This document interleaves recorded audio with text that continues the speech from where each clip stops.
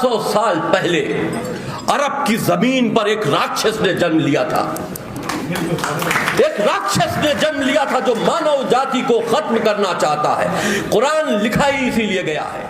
ये जो कह रहे हैं यही सच है और इसके अलावा कुछ भी सच नहीं है।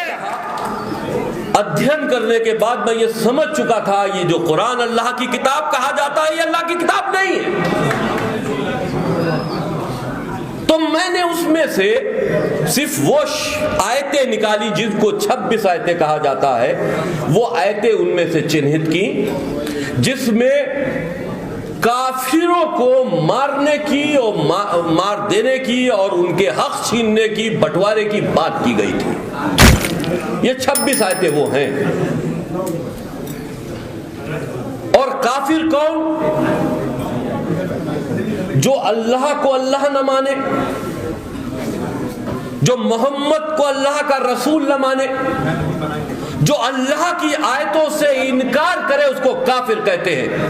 यानी कि सनातन धर्म के मानने वाले मुसलमानों की निगाहों में काफिर है, काफिर है।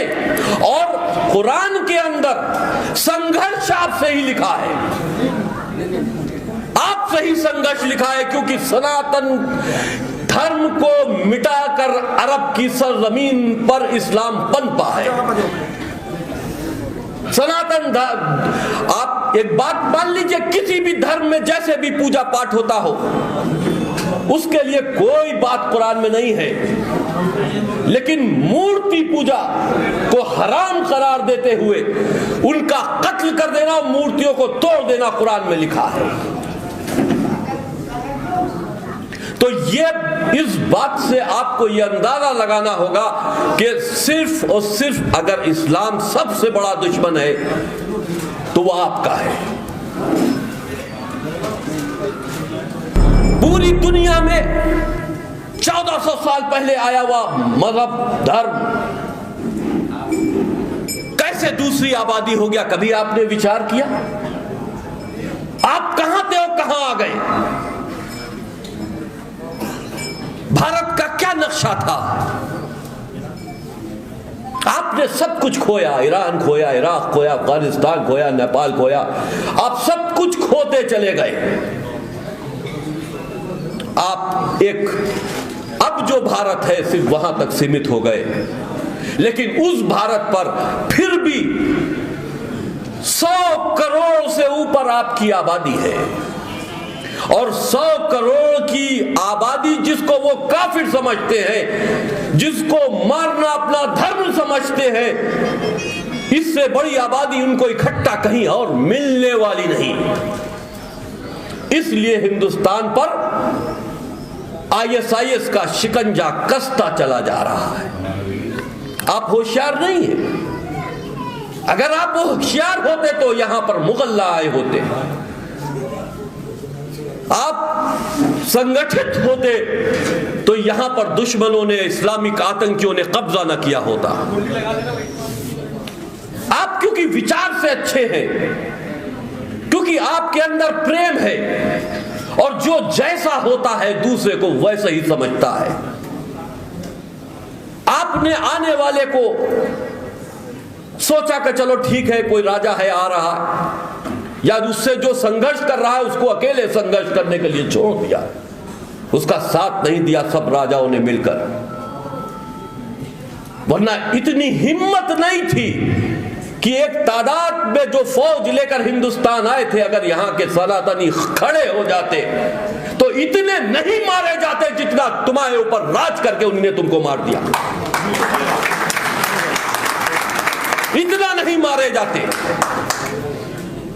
लेकिन हमारे अंदर जो इंसानियत है उसने हमें रोक लिया। लेकिन आज वो त्यागना होगी आपको। हम ये नहीं कहते कि आप किसी को मारो, लेकिन जो दरिंदे आपकी हत्या करना चाहते हैं, आपके परिवार को जलाना चाहते हैं, उनसे सुरक्षित रहना और उनको समझना आपका कर्तव्य है, फर्ज है।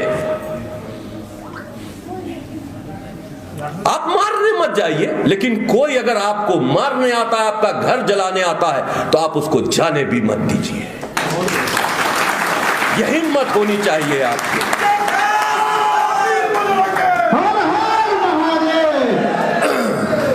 पूरी दुनिया में हमेशा मनुष्य जाति को खत्म करने के लिए दानवीय शक्तियां आई हैं, राक्षस आए हैं, और उनसे समय समय पर भगवान ने अवतार लेकर उनसे संघर्ष किया है। आप ये बात समझिए कि 1400 साल पहले अरब की जमीन पर एक राक्षस ने जन्म लिया था। एक राक्षस ने जन्म लिया था जो मानव जाति को खत्म करना चाहता है। कुरान लिखा ही इसीलिए गया है, कुरान लिखकर बांधा गया है मुसलमानों को।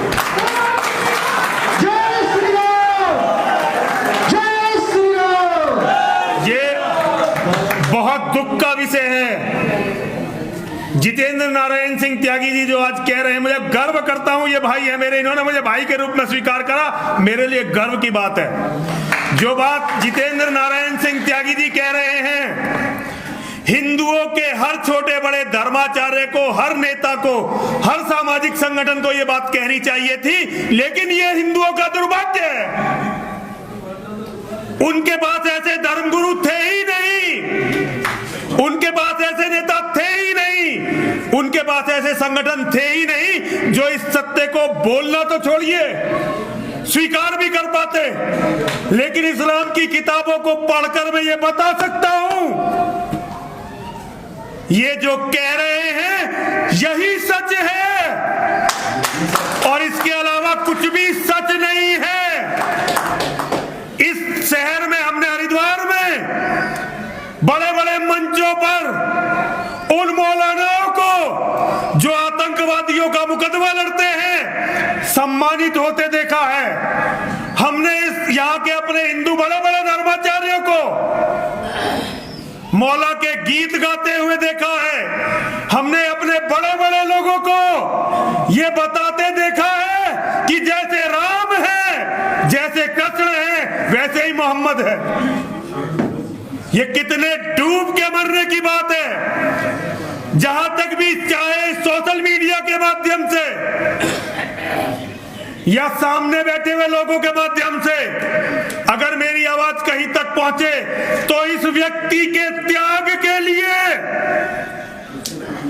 अपने धर्म गुरुओं को मजबूर करिए कि किसी की भी इतनी हिम्मत ना हो कि कोई खड़ा होकर मंच पर रामकृष्ण से मोहम्मद की तुलना कर दे।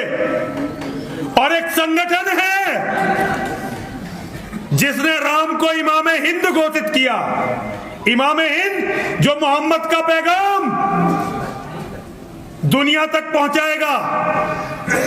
ऐसे संगठनों को पहचानिए जो बात ये कह रहे हैं, जो बात हम भी कहते रहे, हमारे प्रबोधानंद जी भी कहते रहे। आपको इसकी कीमत पता है? इसकी कीमत क्या देनी पड़ती है? पता है किसी को इसकी कीमत क्या देनी पड़ती है? गर्दन देनी पड़ती है, और गर्दन जाएगी जरूर, लेकिन तुम लोग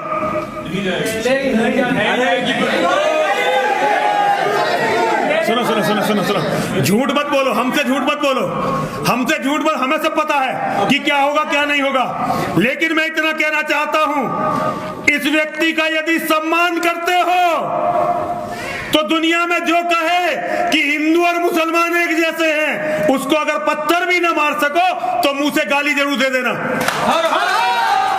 देखिए,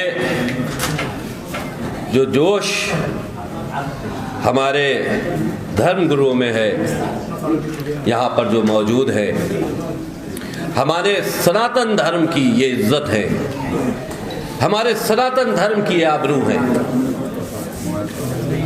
नरसिंहानंद गिरी जी महाराज, हम उनको हमेशा जब मेरी बात किसी से होती है तो सेनापति कहकर ही हम उनको सम्मान देते हैं कि हमारे सेनापति हैं। हम तो सिपाही हैं। अगर कोई आफत आई, मैंने तो दासला देवी मंदिर में मां के सामने सौगंध ली है कि सनातन धर्म के लिए मैं अपने जिस्म की एक एक बूंद देने को तैयार हूं। मैंने सौगंध ली है।